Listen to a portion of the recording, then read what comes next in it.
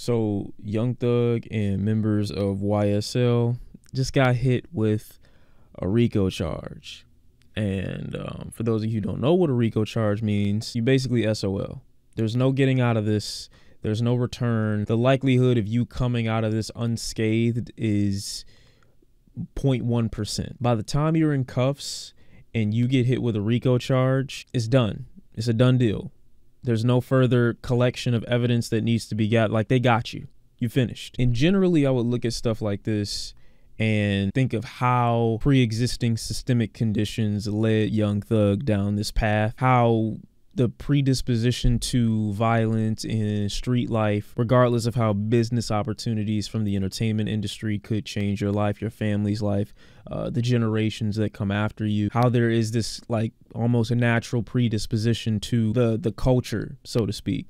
And yesterday we ended up talking about the Kendrick Lamar single, the Heart Part 5. And Kendrick goes on and on about, you know, criticizing and critiquing things that are supposedly popular amongst inner city black folks and so easily labeled culture. Supposedly Gunna was amongst the people that were also indicted, but Gunna's charges don't look as steep, though I do think it's a bit of another conversation that could be had about simply being thrown in cuffs off of association and or song lyrics. One of the biggest charges in this case being Young Thug being involved in renting the vehicle that killed Donovan Peanut Thomas in front of a barbershop back in 2015. This drive-by also injured a few other people, one of those people being a 14-year-old boy. This is only one of the many charges included in this RICO case, which again, if I need to remind you, if you get hit with, you are basically fucked. The fact that they can prove this and included him in the case means they can prove that he is involved, which is enough to send him away for a long time based just off that. I appreciate a sub for sending me this article from the Atlanta Objective that basically kind of summarizes some of the major charges that Thug is going through. One of the most standout things that I've seen right here is Young Thug's brother talking to an inmate at Fulton County and how they were flying drones to a jail window to deliver more contraband. Y'all niggas doing it like that? The indictment ties some of Atlanta's recent murders together in a narrative showing how the gang war has been driving some of the city's violence. Yak Gotti, pretty big artist at this point, you know, getting his name out there. I'm surprised that he's involved in this. I'm very surprised. I recall myself seeing a popular Instagram post not long ago where Young Thug basically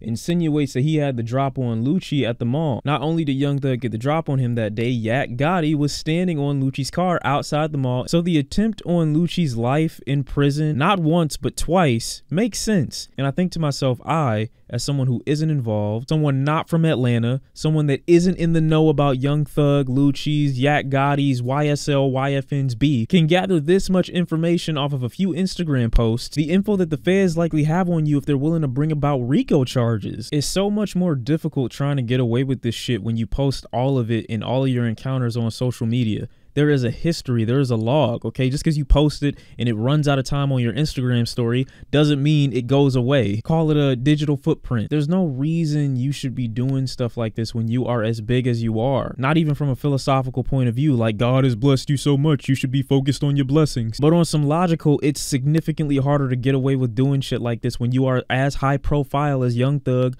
Lucci, Gotti are. I use the Heart Part 5 as a bit of a foundation for this case to say how intricate and how sensitive you have to be to matters like this. I can appreciate how people are assuming that Kendrick Lamar's message so strongly applies to every situation and how every person, specifically every person of color who manages to find themselves in an advantageous position financially, removing themselves from their environment to some degree, should be able to just take it easy and do business. How easy it would be to write this off as Young Thug is just too stupid to appreciate the position that he's in and get out while he can. It's nowhere near as simple as that. People think it's so simple to just ignore the life that you've lived for the majority of your life once you come in contact with money, as if coming in contact with that type of wealth wouldn't just make the things that you used to do easier. I get from a logical perspective it makes sense to just be able to rid yourself of those impulses easily, but it's not that easy when that's all you've known. And that's why why I really want people who are hyping this Kendrick Lamar song up to understand, even Kendrick, despite critiquing the culture, despite poking hole in the logic in following said code to such a gruesome end, whether that end be you in prison,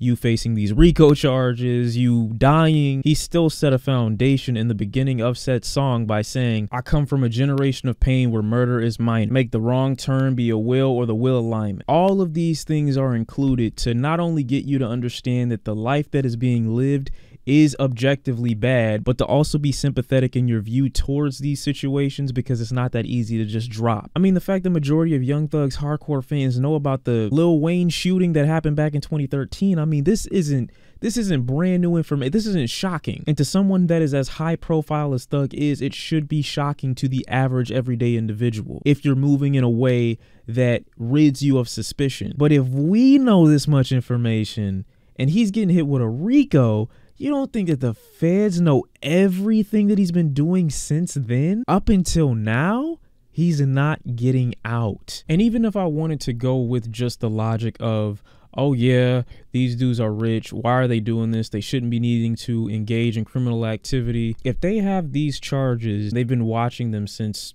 2012, 2013, that's almost a decade of eyes being on you. If you date Young Thug and his entire crew back that long, there isn't that much money to be made. That isn't a justification for what they're doing. It's just to say that these dudes haven't always been rich, and a good deal of these crimes have been happening before they really started getting money like that. Now, there's only so much sympathy I can have when innocent people are involved and they're injured and they're hurt and they're possibly traumatized as well. I mean, you got the feds basically saying they know you ordered a hit out on another individual, and in that hit, you put the life of a child at risk. There's only so much sympathy I'm going to have for Young Thug and the co-conspirators when things like this end up being the result. And at the end of the day, there has to be some sort of reflection, especially in your time away from, or your space away from, life that you used to live on a regular basis. I understand it's not easy to get out situations and circumstances like that. I mean, the full indictment is almost 100 pages. He's not getting out of this. He's just not. You can have empathy for people and also demand some level of accountability, because if this were Young Thug being the victim to